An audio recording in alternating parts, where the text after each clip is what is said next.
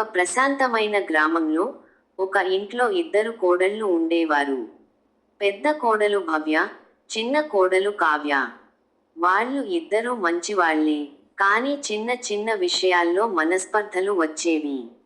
ఒక్కోసారి మాటలు తగ్గిపోయేవి. ఇది గమనించిన అత్తమ్మ ఒకరోజు వారిద్దరినీ పిలిచి ఒక వింత పరీక్ష పెట్టింది. అత్తమ్మ ఒక్కొక్కరికి కొంత డబ్బు ఇచ్చి ఇలా అంది: రేపు సాయంత్రంలోపు ఈ డబ్బుతో మీ గదులను పూర్తిగా నింపేయాలి.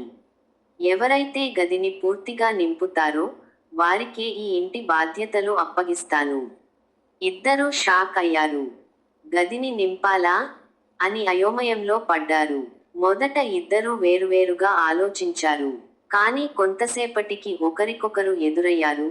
కలిసి ఆలోచిస్తే బెటర్ కదా అనుకున్నారు. అప్పుడు ఇద్దరు కోడళ్ళు ఏమీ చేయాలి అని ఆలోచించారు.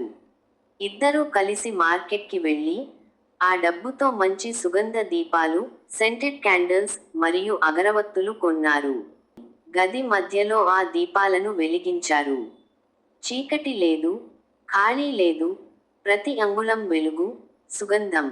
అప్పుడే అత్తమ్మ లోపలికి వచ్చింది. ఆమె సంతోషంతో ఇలా అంది: మీరిద్దరూ గదిని మాత్రమే కాదు, ఈ ఇంటిని కూడా వెలుగుతో నింపారు. ఒంటరిగా కాదు, కలిసి ఆలోచించారనే విషయానికి నాకు చాలా సంతోషాన్ని ఇచ్చింది. ఐకమత్యం ఉంటే ఏ సమస్య అయినా సులభమే అని చెప్పి ఇద్దరి చేతులు పట్టుకుని దగ్గర చేసింది.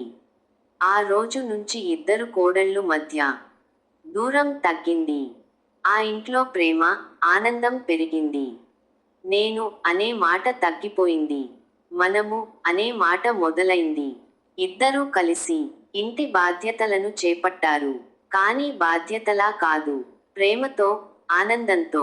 ఐకమత్యం ఉన్న చోట అసాధ్యాన్ని కూడా సుసాధ్యం చేయవచ్చు అని నిరూపించారు.